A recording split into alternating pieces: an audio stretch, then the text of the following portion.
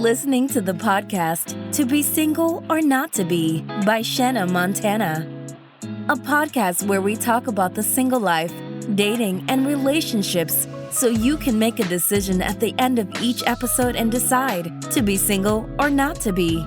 That is the final question.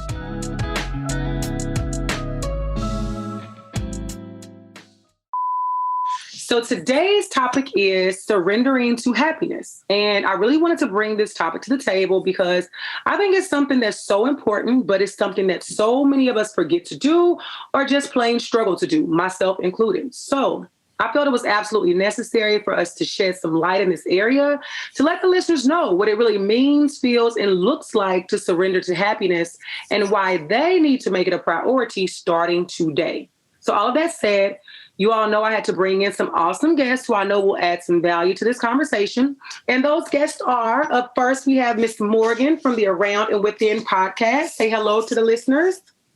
Hey. What's up? Glad to have you back. And we have Miss Nikki H, a.k.a. Nikki. Y'all heard her voice recently a few times. Hey, people.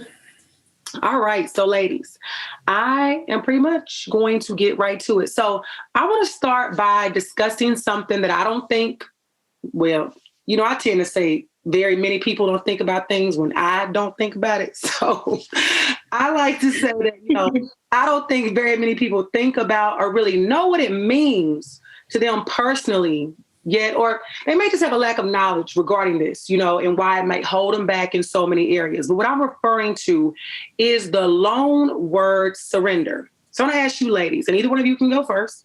What does that word mean to you, and how did you come to your own understanding of that word? Well, I know for me, when I think of the word surrender, it's like to release total control.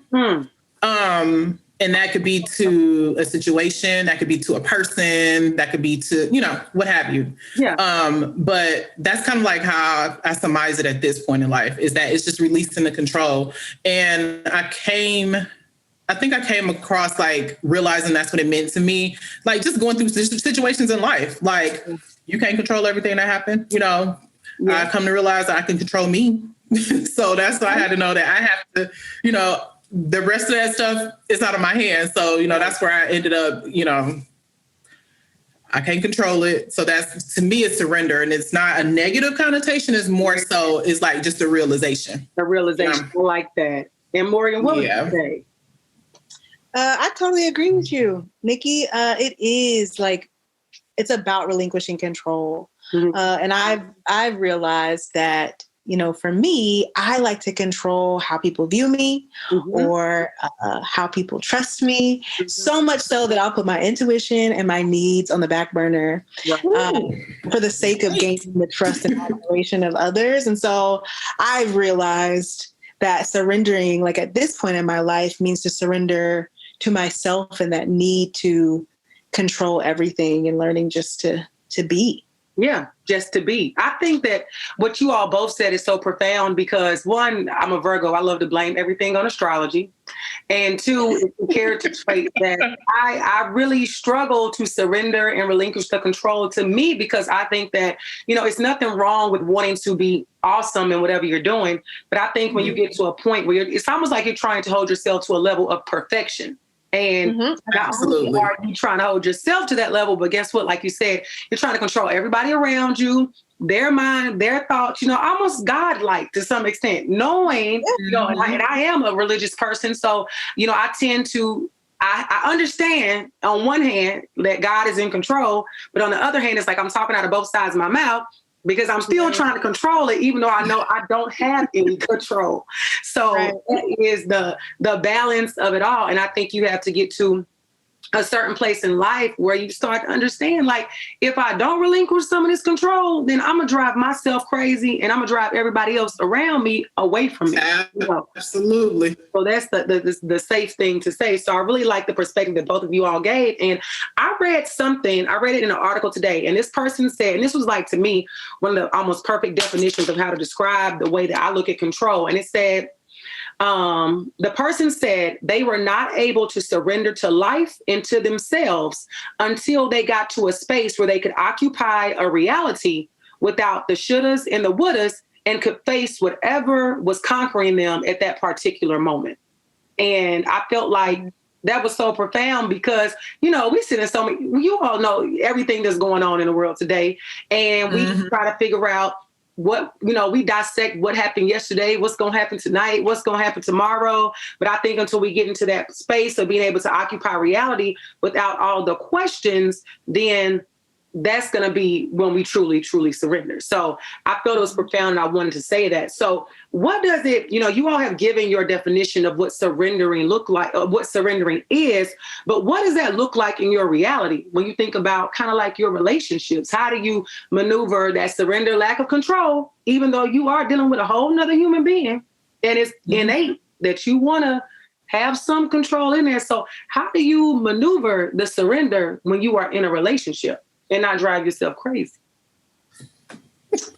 I'll go ahead and say, for me, like relinquishing control and putting myself first, is realizing that the people who really love me want that for me, right? They want the authentic Morgan, and that's all that I need in my life, whether it be in love, in friendship, in even work, in anything, in family. Like the only people that I need to surround myself with are those who want me to, put myself first and relinquish that control, so that they can accept me for who I am instead of me trying to control how they view me. Right.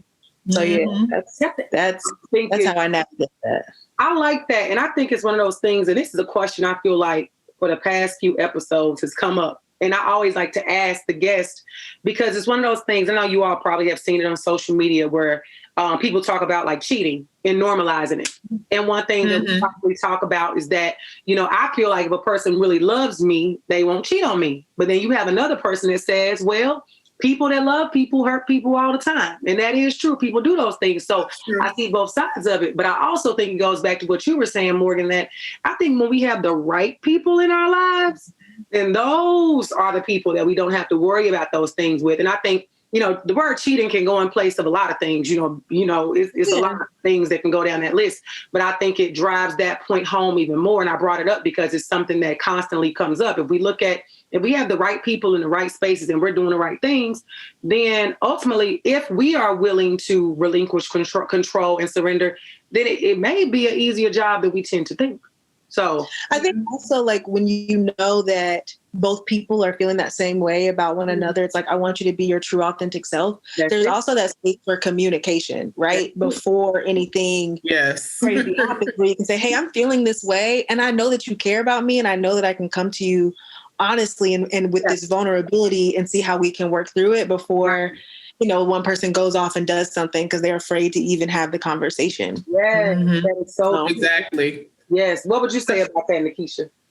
I know for me, when it comes to, and I can speak on like relationships. Like Morgan said, for her definition of surrender, I also had that thing with, it was me trying to make sure that people saw me in the way that I thought that I should be seen. Right. So that was the controlling aspect of it, like, learning from your past relationships and what our part we played. And so it's like, I knew that was a big issue for me. Like, I want you to know that I'm this true caring person, but I want you to respond in a grateful or appreciative way, and that was the control. And so I had to understand, as far as surrendering in relationships for me, that is me that's trust for me.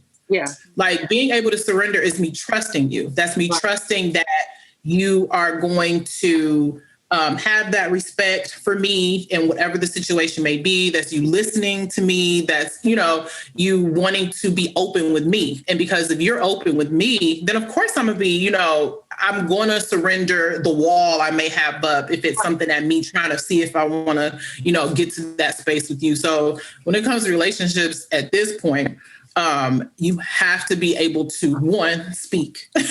Like communication is so big for me. And that is like the biggest, I feel like these days, that's like the biggest barrier of everything. But that's the most control you have over anything. Right. Is what you say, how you say it to people. So being able to surrender for me is me allowing you into this space, because I feel like my space is pretty damn dope right now.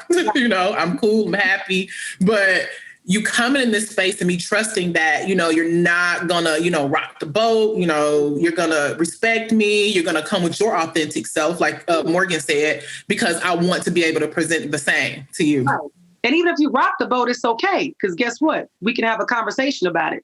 I can tell you. Yeah, absolutely. Rock the boat. I don't like what just happened. And I feel like it's a safe space versus I'm just going to choose to not say anything, because I think that's controlling the outcome by not communicating. I'm going by not saying something and make it okay. And I think something else pointed out, Nikki, was that as far as like how we try to get people to view us, because I always say it's very, I kind of laugh to myself out loud, to myself out loud. I kind of laugh to myself when I look on social media and you see things where people are like proclaiming like who they are. And what I mean by that is I feel like if you are a caring person, if you are a nice person, if you are a good daughter or a good aunt or a great basketball player, guess what? You don't have to say it out loud. We never hear, you know, Steph Curry walking around saying, I'm a great 3-point shooter. We never I'm walking around saying like, I'm the best first lady ever. But guess what? We all know this about her. So I think one of those things biggest as far as communication goes is so important. But I think on the other side of that is so many things that can go without saying when you are living up to who you are and when you're in the right space with the right person. And that leads to, you know, I brought up, you know, social media because it's so much a part of everything we do. I think that what letting go to me like really looks like right now is letting go of what society thinks, like letting go of what my family may think, letting go of what my friends may think, even letting go of what I may have thought about myself. I think in certain situations that, you know, I've been blessed to be a part of recently, it was like I had to let go of some of the notions that I thought about myself and trying to control. Again, it goes back to what another person was going to think about me when I was thinking with some old antiquated information, you know, thinking about relationships. I'll just go back to an episode we had a couple of weeks ago about relationship timeline. I used to be this person that I had got to this place of, I definitely was not surrendering. I had got to living up in this place of fear of what was going to come in my next relationship. But I said, well, if I don't go over his house for 3 months, that's going to make it okay. If I don't have sex for a year, that's going to make it okay. If I don't kiss him for this, I made all these timelines in my head to protect myself, because I always say we do things out of a place of love or out of a place of fear.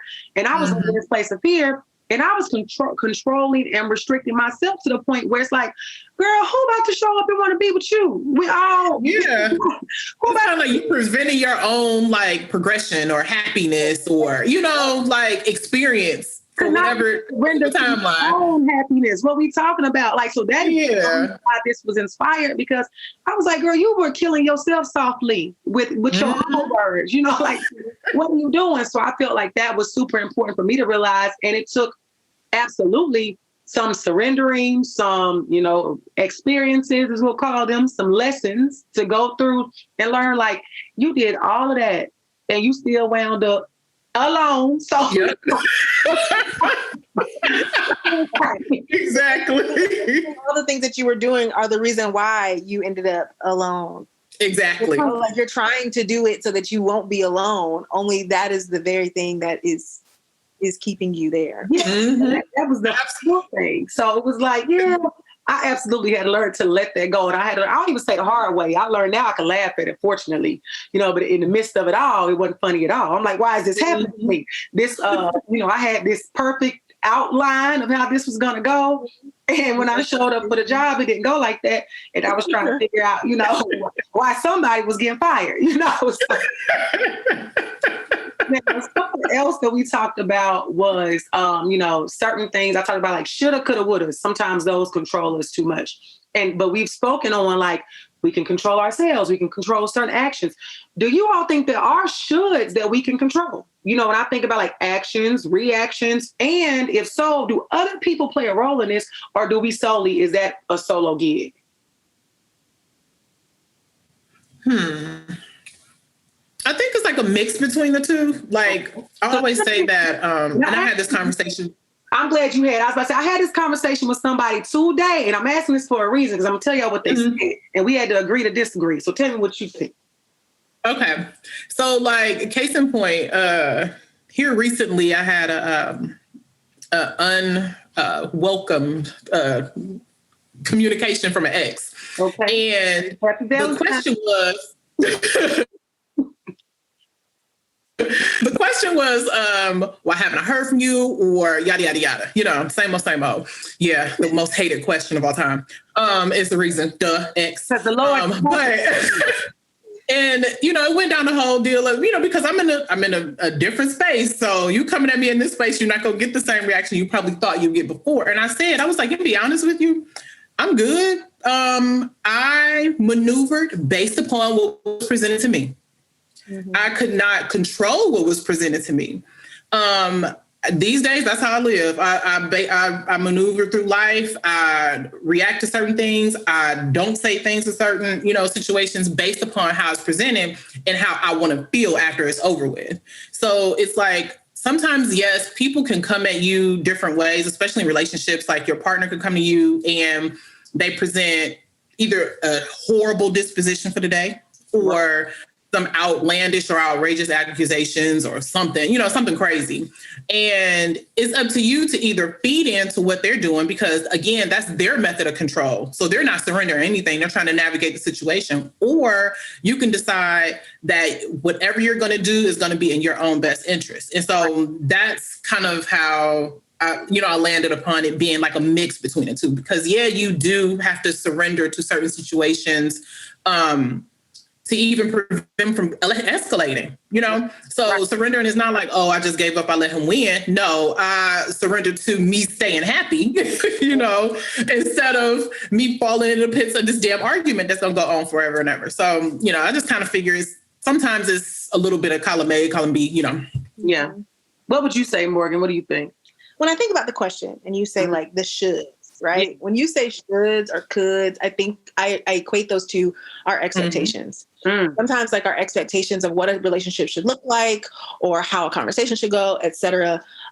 We then, well, for me, I'll just say we then go to a place of like, okay, my expectation is this and I want my reality to match. Mm. And then we will kind of rethink about how we want to approach it. Okay. Which might go against what we want, which might go against our happiness. Mm-hmm. And it doesn't necessarily even have to be an argument. I actually just got into a conversation with my partner about a decision that I could have made, that could have been detrimental to the relationship. But he was very much like, okay, but if you wanted to make this decision, that's you. Like, I'm not going to stop you from making any decisions that you would want to make. I would then just look at that decision that you made and then decide upon what I wanted to do. Right. But, because we both come to a place of like, this relationship shouldn't look like a certain thing, right? Like we should just be living this relationship and living in our truths and living in our authentic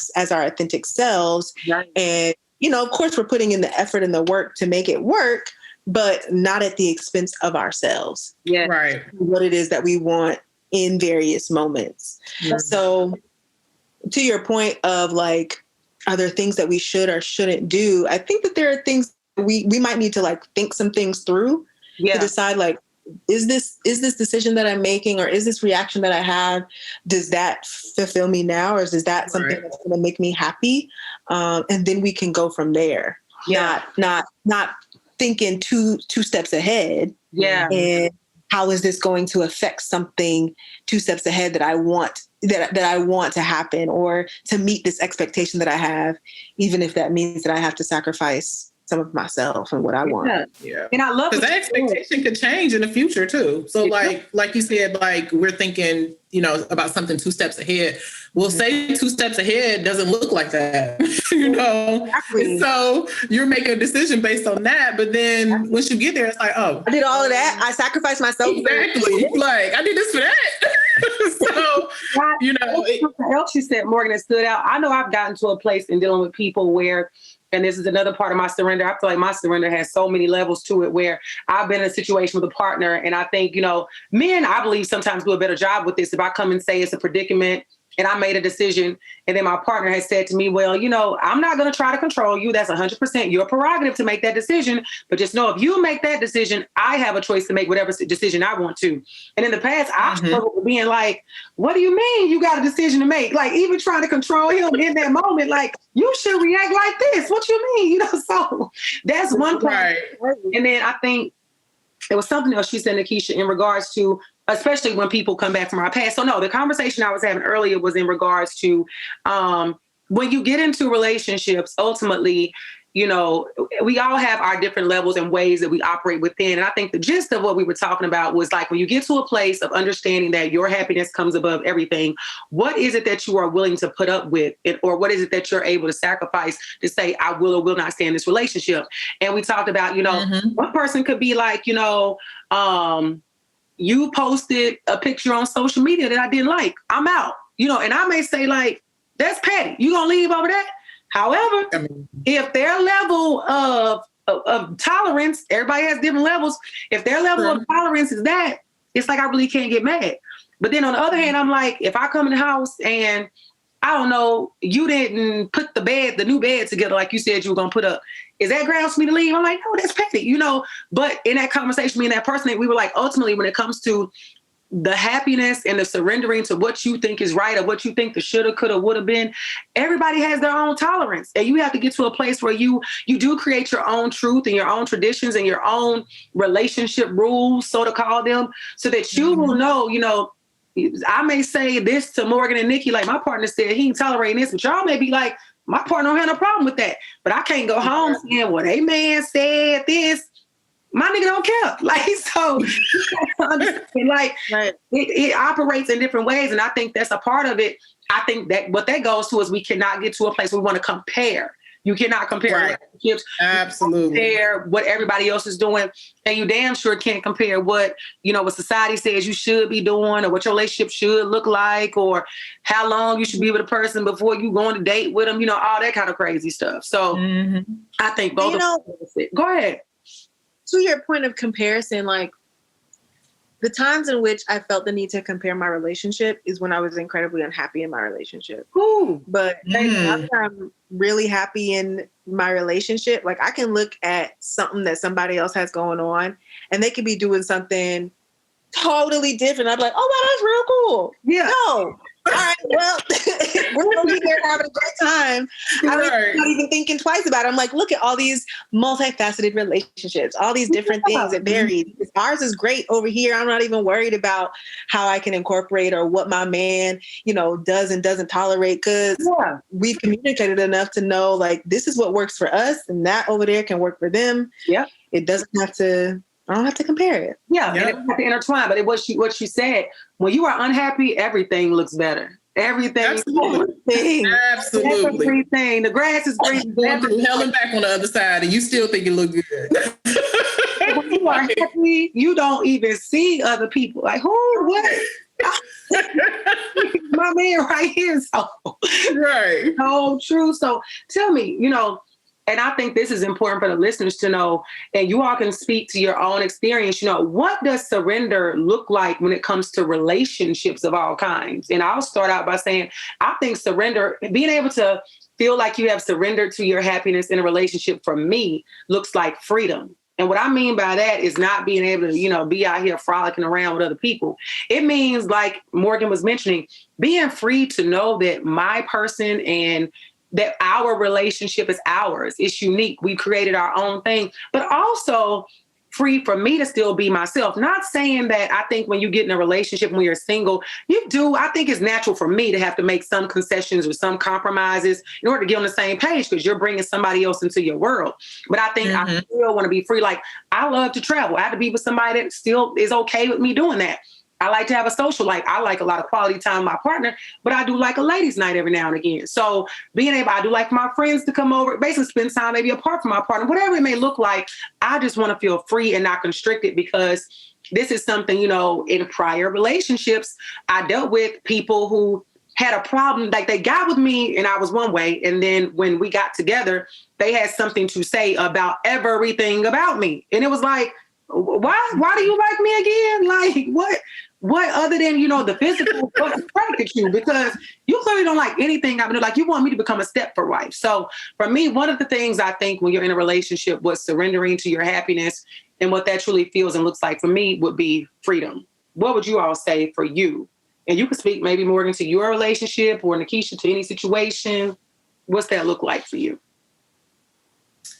Surrendering to happiness is actually like being open to being happy for me. So like, I think a lot of us, at least for me growing up, like, you're taught to be prepared for X, Y, and Z, but nobody tells you how to navigate or own your own joy or happiness in life. Right. And I had to come to realize that, in more recent years that, that's something I had to learn on my own as far as like how to own that and not be scared of it, because I've been in relationships or situationships or something new and it felt too good. So I'm like, you feeling a little bit too happy about this situation?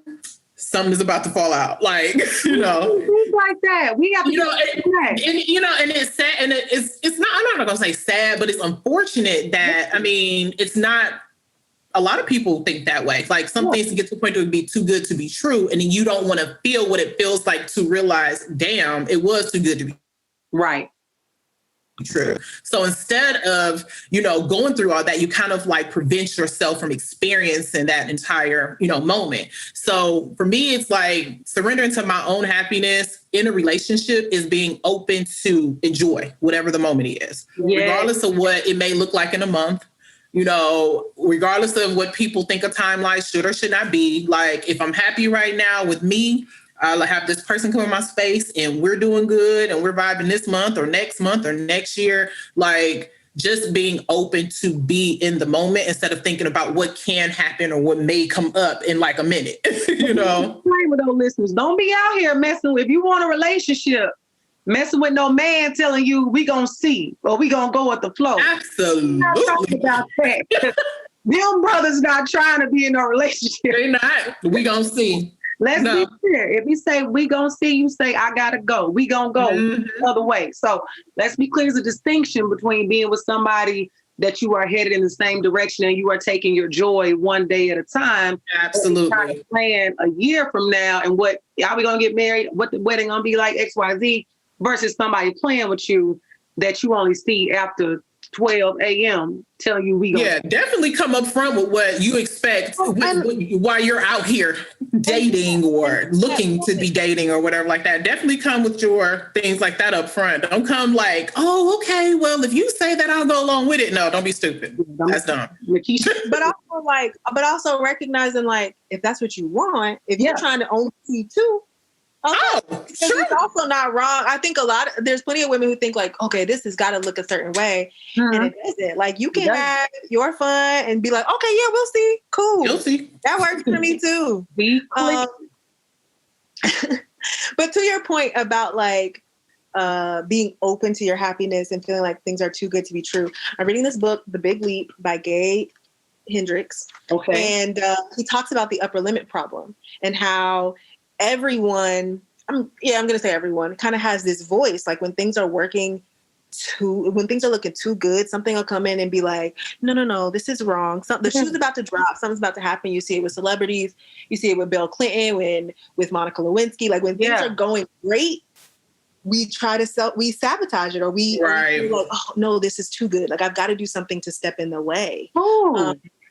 But the people who live the lives that they deserve or have the love that we're like, oh, wow, why can't I have that love? We can once we get past that voice and that thing telling us like, you don't deserve this. This isn't, you're not supposed to have this much happiness. Right. Yeah, we definitely stand in our own way. It's like you are your own roadblock. Nobody else, you can't blame anybody else. It's me. So definitely. That's that self-sabotage, because I used to have a friend, this was back like college days, and we would be like dating somebody. When I didn't really date nobody in college, I'm gonna say after college.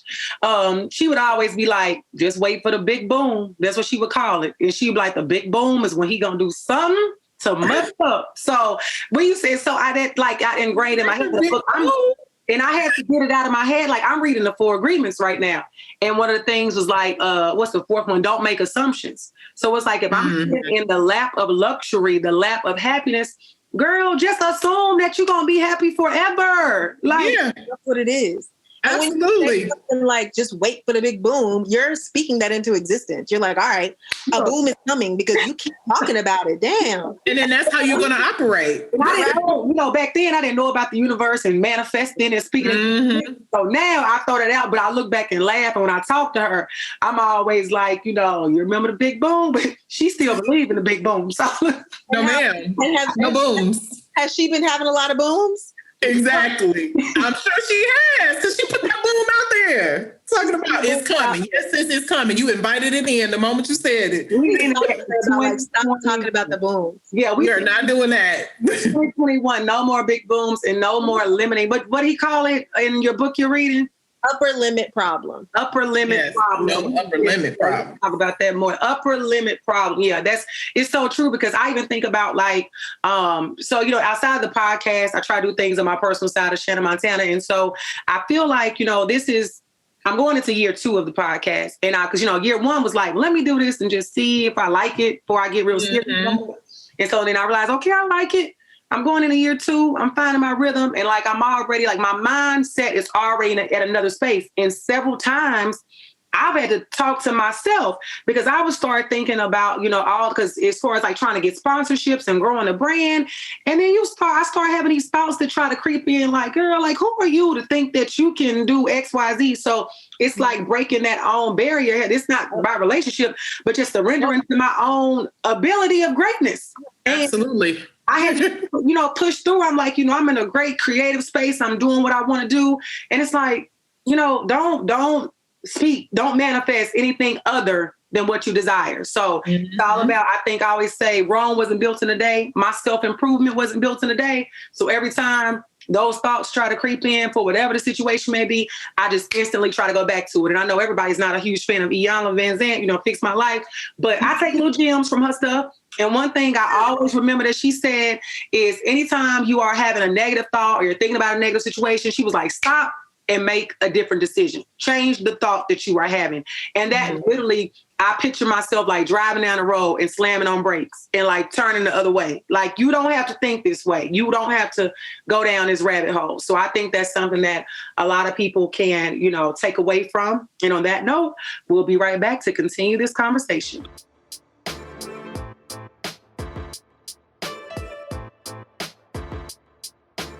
And we're back. So we touched a little bit on self-sabotage earlier, and it really triggered something in a good way in my mind that I wanted us to be able to touch on this a little bit more, because this is something, self-sabotage is something I've had about 2 men in my life that they didn't give really a lot of time out of me, but they did tell me, they was telling me, I think that I was self-sabotaging because they just want to be with me and I ain't like them like that, so let me be quiet. Somebody might be listening.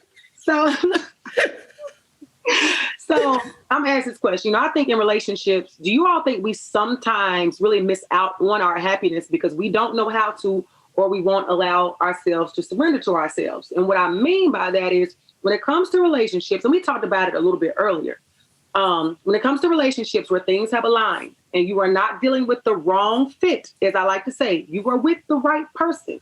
Right. Do we sometimes not receive the happiness that the universe is handing us in a self-sabotage kind of way? Like we talked about, feels like it's too good to be true. We feel like we don't deserve it. We feel like I'm not ready. We feel like he's trying to move too fast or she's trying to move too fast. Do you all think that we kind of create all these narratives in our minds to block the happiness that's sitting right there waiting at the hem of our garment? And I see you shaking your head. You all do. Mm-hmm. Yeah. I think total happiness is unknown, and that can scare us. Absolutely. I think it can be very comfortable in turmoil and toxicity and in the back and forth and the arguments and things and the extra work that it takes for a relationship, because we've always been taught like, nah, relationships take work, so it's not a whole bunch of work, then it must be wrong. And getting over that hump of like, wait a minute, this could be like amazing, right? It's really scary. It can be scary for something that's so unknown. Total happiness is so unknown. So I'm gonna ask this question: do you all think? Well, no, I'm gonna wait and ask that one because it's a good one. Total happiness is unknown. So is everybody just walking around unhappy? I think happiness is relative to the person. My happy don't look like you're happy. You know, you know, because like the smallest thing can make a person happy, or the biggest thing can make a person happy, you know, just like our relationships aren't built the same. So like what I value as like what's making my relationship work may not work in the other person's relationship. So yeah, I don't think that everyone's walking around unhappy. I do think people are walking around unhappy and they don't realize it's because they are making a choice not to be happy. But I don't think that, you know, we're just intentionally, you know, just walking around. Nobody's truly, like you said, total happiness is not, you know, happening. I mean, we all have our own levels that we're trying to meet. But I think for me, it's like I have to realize that my happiness is based upon me and what I do, though. So what? And not about that other person, their relationship. Well, you know, but I think that we have to understand, this is something I'm big on because I talk to a lot of guys about this, is understanding that while I do have my own happiness that I'm responsible for, if I choose to be partnered with you, guess what? You are very responsible for my happiness too, in the sense that I look at it like you are playing with my life. Because if I'm choosing to say, walk down the aisle with you, and yes, you do have to have your own happiness before you get into somebody else, like, because you are two separate beings. However, I think in relationships, this is why I'm so big on, you know, trying to be in the right space, because breakups are very debilitating to me. And so when I am dealing with a person, I've told them, like, if you are going to choose to get into a situation with me or a relationship and choose to play with me, whether it's intentionally or not intentionally, I feel like you are playing with my life. You are playing with my happiness. So, Morgan, what do you think about that? Do you think that when we get into relationships that even though we are responsible, I want to keep saying that, we are responsible for being separate and apart in our own happiness, does the partner play as big of a part in our happiness as well? I disagree. Okay. I think that as someone who has been married, I made the conscious decision to get married to someone who was not naturally going back to kind of what I said previously, it's like when I'm being my authentic self and someone else is being their authentic selves, it's really not, and we're meant to be together, it's really not that much work, right? Like I know how to make myself happy, and it meshes with you, and you making yourself happy meshes. And at that point, I'm still responsible for my happiness. He's still responsible for his happiness, and it just works together. But when I got married, it didn't necessarily mesh, right? And it wasn't his responsibility. I should have said, okay, wait a minute. I'm looking at all these different signs and all these things that are showing like I can't really be my authentic self. And that's not your fault, because maybe I'm just not the best for you, just like you're not the best for me. So if I feel like, you know, this person now has to do an extra amount, put forth an extra amount of effort to make me happy, to fill in some extra voids. Like, you can pour into me. Let me give another example. Okay, so again, in this book, The Big Leap, he talks about like people bringing 100% to the relationship, right? So we're divvying up 200%. It's not we're 100% together. No, we're 200% together. And I'm gonna bring 100% of myself, and you're gonna bring 100% of yourself. And I take 100% of responsibility to make sure that I'm happy, and you take 100% of responsibility to make sure you're happy, and to make sure that you're doing what you can to make this relationship work.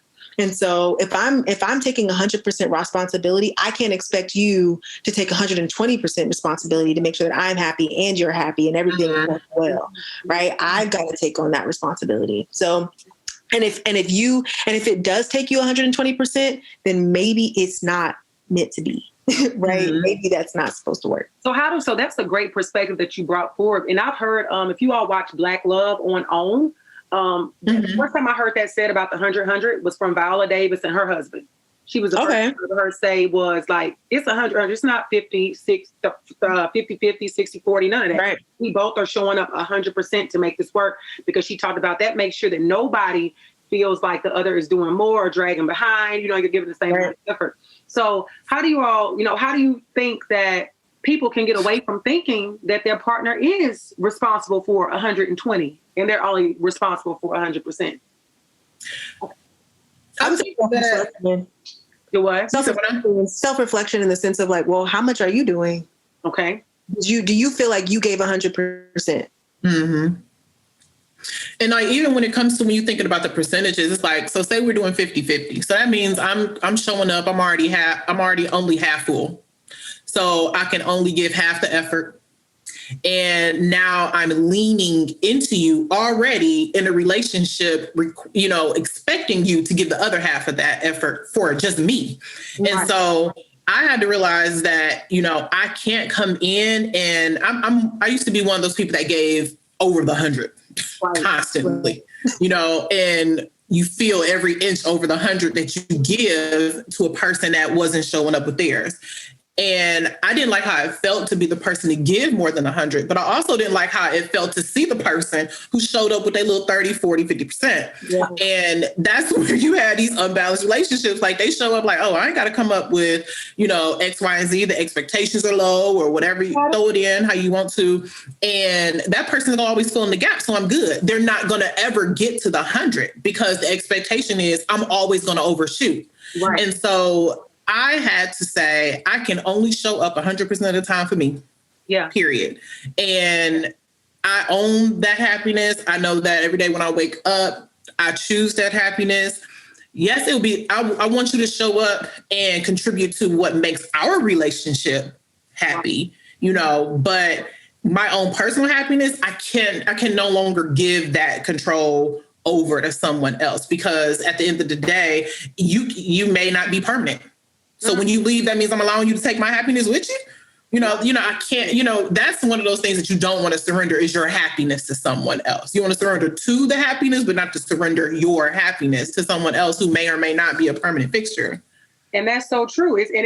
I'm sitting there, every episode, I feel like things are eye-opening to me, and it shows the growth that I have to do, because I think I've gotten to the halfway point. I understand the concept of us both putting in, but honestly, before now, I did feel like, to some extent, this person, like, you bet not hurt me, or you bet not do this, when you can't control that. Like, you cannot, it's a number of things that can happen that can cause hurt and pain in a relationship. But I think, again, if it's your person, like you all are saying, then it's going to be easier. So I think myself and the listeners can relate to that. And so that leads me to ask you all, if you had to think about your own happiness, what would you say are the top 3 things right now that bring you the most happiness? And I'm not talking about food or a vacation, at the core of who you are. I'll be talking about macaroni and cheese. Mac and cheese does make me happy. It sure does. Don't sleep. But at the core fiber, the fabric of who you are, what are the 3 things right now that bring you the most happiness? For me, it's the ability to be vulnerable. Okay. Having people in my life to be that vulnerable, and then feel the ability to be vulnerable with me. Mm-hmm. Achievement makes me happy. Mm-hmm. And kind of understanding and continuing to dig deep and learn my authentic self and becoming my authentic self makes me really happy. I love that. That's on my list as well. Understanding myself, understanding the people around me. I'm just now getting to a place in my life that I feel like I'm unlocking layers of who I am It's almost like playing a game. You know, you're unlocking like, oh, I feel like I just tapped into something else. I understand me better, and I can be better for myself and the people around me, and, you know, using my voice in that way. So, Nikisha, you can go, but that just stood out to me. But I love all three of those. My happiness is being okay with being okay in knowing that I may not always meet the goal, but knowing that I actually put in the effort for it. Because I used to always base my happiness on me actually succeeding at every single thing I wanted. And it may not be that I needed to succeed at it. It just may have been that I needed to do the journey to get there. So I definitely have I've tapped into that and realized that I feel really good about myself and I'm okay, you know, with doing that. Happiness, honestly, outside of, like you said, food and travel or things like that, I am most happy when I am still. Because Shayna, you know how I am as a person. Always. Steady, busy. And I've decided that I don't have to always be busy and be happy, because I always thought that my happiness is me seeing other people happy. And it shouldn't take for me to see other people happy for my happiness to exist, because people may not always be happy. Right. So I know that when I'm sitting still and I'm not doing anything, my mind isn't racing, you know, I'm at peace with my own existence, and I'm okay with that. Like, that is a very joyous space in life, was I'm not going, I'm not doing, I'm just here, you know, and I'm okay with me, you know. And the third thing is constantly knowing and seeing that there are going to be small changes in me. Yeah. So I'm not going to always wake up being the exact same person as I may have been yesterday or the day before. And so it's not like meeting a totally new person, but learning, you know, bits and pieces about what actually makes the person that I already am. So love that. Love all of them. And I think that I would say my other two, one was understanding. The other one was makes me the happiest is my relationships, and not saying that everybody has to be happy in my relationships. What I mean by that is like my family or my nieces and nephews or my friends, you know, or my social relationships, you know, just having those, because they go through ebbs and flows. They go up and down, you know. But I think at my age, I have a very solid core groups, because I have multiple groups around me. And so being able to, I would say, lean into those relationships, because we absolutely need those as we get older. I don't care if you're partnered or not. That's something that you need. So those make me happy, after the understanding. And then another thing that makes me, I would say, very happy is growth. And this may be connected to understanding, but getting to a place where I feel like, you know, being a very humble place where it's like, you don't know everything, but even, you know, if people come to you for advice or congratulate you on something or bring some say achievement, it kind of goes back to some of the things you all said, to your attention, being able to just receive it from the right place and know that, you know, I'm only trying to get better. Like, I'm so appreciative of any accolade or achievement or any praise I get. I appreciate it, but I'm so humble. And I know that, you know, I don't look like what I've been through. I wouldn't today. So always try to unlock the next level. So those are things. And I think I want to just challenge each of the listeners, if that's something that you've never thought about or hadn't thought about recently, to just think about, what are the three things, you know, right now that bring you the most happiness? And if you have more than three, great. If you have just three, great. But if you are struggling to think of just one, it's some stuff that you absolutely need to tap into. And on that note, we'll be right back.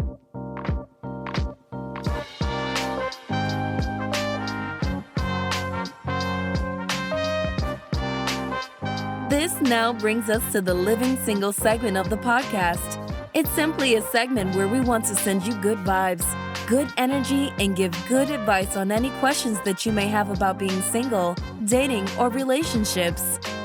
Remember, nothing is off limits. So, welcome to the Living Single segment of the show, and let's get into it. And now this brings us to the Living Single segment. And this question was sent in via the website, where you can send yours at www.tobesingleornottobe.com. So it says, this may seem like a bit of an odd question. However, based on what I've been listening to on this show, I think you all can handle it. So I've been with my partner for about 8 months, and we started having sex around the 3-month mark. Oddly enough, I am a woman who prefers that her partner not last long in bed. I am more of a 5 to 10 minute girl, and let's get it done. I'm trying not to laugh. I should laugh. This is where the problem lies. My partner lasts too damn long. He is more of a 30 to 45 minute man, and this is not even including foreplay. I don't know if he is I don't know if he has a bionic peen or what, but he can go all night. Sometimes I have to tell him that I am done and tapped out on my own like WWE. I know that he doesn't like it when I do it, and I don't want to compromise this area of our relationship. So how can I handle this issue so I stay true to who I am and what I like while making sure my man is happy as well? I'm going to let y'all go. Now, I'm going to say this before anybody answer. Sis, you got a problem that people would love to have. Right. People would love to have that problem right now. I'm telling you. Like, I'm be honest, it's rare. I have encountered some people that are like that. They just not into the whole... I mean, I had to be to marathon, but... Right. And I'm sure, I'm guessing, but he not doing this like, I don't think back to back or even maybe every night. I don't know. But yeah, you got a good problem. I don't know how much of service I can be to answer this question because I don't get it. You know, like I'm just kind of like, no, ultimately my first question would be like, have you had the conversation? Because maybe y'all can work something out, right? Yeah. Like it's like, okay, he's waiting all day and now he's trying to get all days of a workup in, right? Like maybe y'all can split it up, like do morning, afternoon, and night. And then he's like, all right, like, you know, each, and then he still got his whole 30 minutes and you not, you know. Or maybe it's for her, like she said she knows she doesn't like, you know, nothing past probably 5 or 10 minutes. Well, maybe it's trying to figure out what it is that arouses her to a point to where 5 to 10 minutes is, I mean, it's cool and all, but that she maybe want to do 15 minutes, you know, maybe want to do 20, you know, and it doesn't have to always be like the act of having sex, that it has to be that 5 to 10 minutes. It could be, you know, like she says, like maybe a different type of foreplay. Maybe it's something like in that department you may like that could extend that time. I don't know. I mean, we have to talk. I'm not in that category. So like you, I don't know how much to lend. All I could do is like, if he don't know, he's not going to know. He's just going to be offended, to be completely honest. He's going to be offended. He's going to think you don't want to have sex with him. If every time you all have sex, it's feel like, okay, I'm done with you. Like that's probably how it's going to feel to him. And it may not be what it is. So like you said, you have to have a conversation about it, you know, because if not, either you gonna feel like you're doing something you don't want to do, or he gonna feel like, well, damn, she don't want to fuck with me, so he might fuck with somebody else. I think number one, like Morgan said, they have to communicate. She has to say something that she hasn't already. I'm assuming that she hasn't. And then I think they have to really sit down and find out what works for them to both be pleased. I think that, you know, I don't know what the foreplay is like, but I know that one thing I found with men in my experience, they don't understand that foreplay sex and oral sex are 3 different things. So absolutely. I think that she has to understand, you know, it may, you know, you can bring toys in, a lot of other things that may be able to stimulate you in different ways that you want to last longer because, you know, just from experience, 5 to 10 minutes make me upset. I'm upset. I'm mad over here. Well, here's my, okay, wait. Here's my question. Because maybe she's a 5 or 10 minute girl and she's good. Right. And she's like, I've got everything that I need to get. Yeah. I only need more. So now my question is he spending 30, 45 minutes for him to finish? Or is he trying to do something for her? Again, this would need to be something in the conversation. Yeah. Because like if she was to have a conversation and say, look, after 5 to 10 minutes, I have finished. I'm good. I'm really happy about, you know, what we've done. And he can be like, oh, okay, I've been putting in a lot of work thinking that I had to do all of that, not knowing that you was good. Because that's true. Down to 5 to 10 minutes too. I don't know very many things, right? Like if that's the case, shoot, I can go back to watching. We don't have to spend a whole Netflix episode with this. Like I thought. I thought this is what you wanted. And she's like, nah, I've been done. Right, you know? right. So, and that's where that communication come in. Like if y'all, I mean, because we have to be honest at this point, sexual conversations have to be happening. Like if we're doing it, we're talking about it. Like I'm going to tell you what I don't want, what I don't like. You can you present yours. We see where we meet in the middle. And we see if we need to reorder those things, something like that. In the midst of it happening, we talking. Is that good? Is that okay? You tired? You tired? What's going on? Like, switch. We have a lot of active conversations while it's happening, but that's when you are very comfortable with who you are with, that nobody is getting offended. And even if you're with a person that, 30, 45 minutes, maybe what they do most times, it may be sometimes like, that's cool. But again, back to what Morgan said, he may have been doing that because he thought that's what she needed. Because it's only been 5 months of this. Right. Yeah. Like, I'm just trying to make sure you're good before we get to a point where we can level out. Yeah. Eventually. Eventually you will. Okay, cool. Comes eventually, sis. So you gotta figure that out. So have the conversation, boom. Because if you don't, conversation, figure out what's wrong or what's right. Figure out if y'all can meet in the middle, and you have to make the final decision from there because it's you that's at the end of the day with this man. So hopefully you all can figure that out and get on one accord as soon as possible. So like this listener did, please send in your Living Single segment questions to the website, or you can send them on Instagram or Facebook to Be Single or Not to Be, and we'll be right back with the resolution.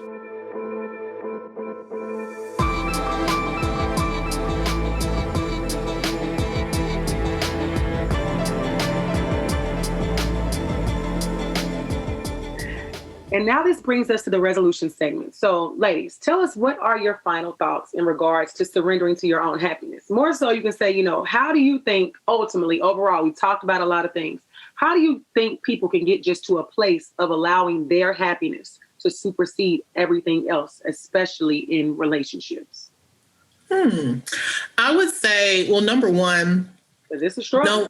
There's a lot. I know. And the struggle is that people don't think that there is happiness out there for them. All of us have happiness. All of us deserve it. All of us can achieve it. All of us can create it. Yeah. So like you said, you have to be open and you have to recognize that it is possible for you. It's not just specific people that can have happiness. I would also say that you putting your happiness above all else is not selfish.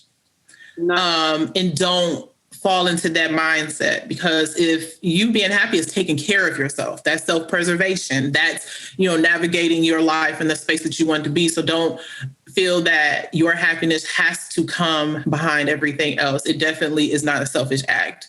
Right. And finally is, like you said, we've all been able to state some things that we know that makes us happy, but also know that those things may not always be the same.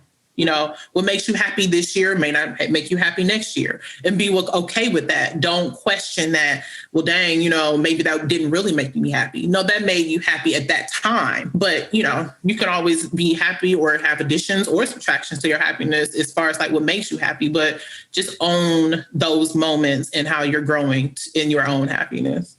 Absolutely.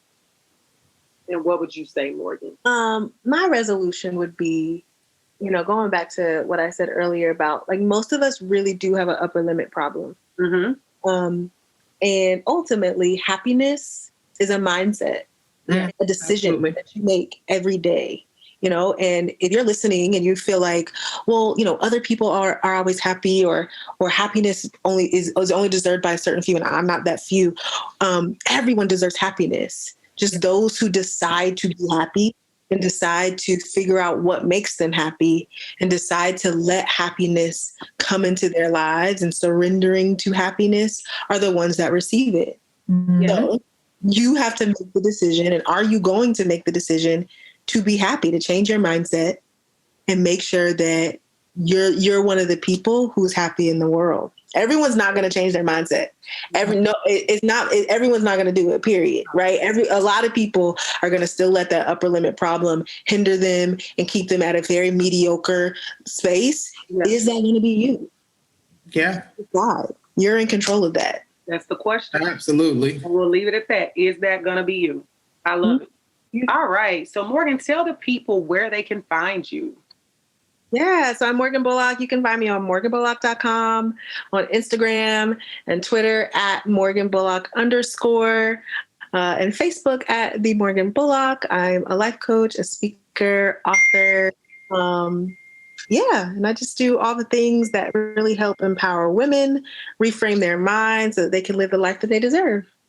Absolutely. We love to hear it. So guys, make sure you go out there, you support, because we all need the life coaching. We all need Yes, you can change your mindset. We need the things. We need it. Yes, and your voice is so amazing. I love just to listen to it. It's so soothing. Thank you. Thank you. You're welcome. So be sure you go out and support, ladies and gentlemen. And on that note, give yourselves a round of applause for a wonderful episode. Tonight has been so insightful. I've walked away with quite a few gems. I know the listeners will. I think this is a conversation that, I think we can probably revisit like every season. But again, thank you both for your participation, for coming on tonight. Your opinions are always valued and appreciated. And on that, no problem. We'll be right back with the Montana Minute. And now this brings us to the Montana Minute. The first thing, surrendering to your happiness is something that I think should be a priority for you.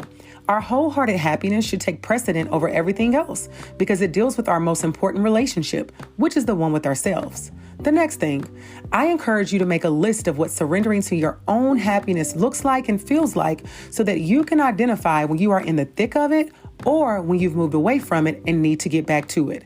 And the last thing, create the life that you want. And creating the life you want will be dependent on where your happiness and where your peace lies. And that is 100% up to the work that you do on you. So be sure that you are following our Instagram page at To Be Single or Not To Be so that you can get a look at our upcoming apparel drop that's coming from the Love Collection, Drop 2. So I leave you to decide, to be single or not to be. That is the final question. Signing off, yours truly, Shanna Montana.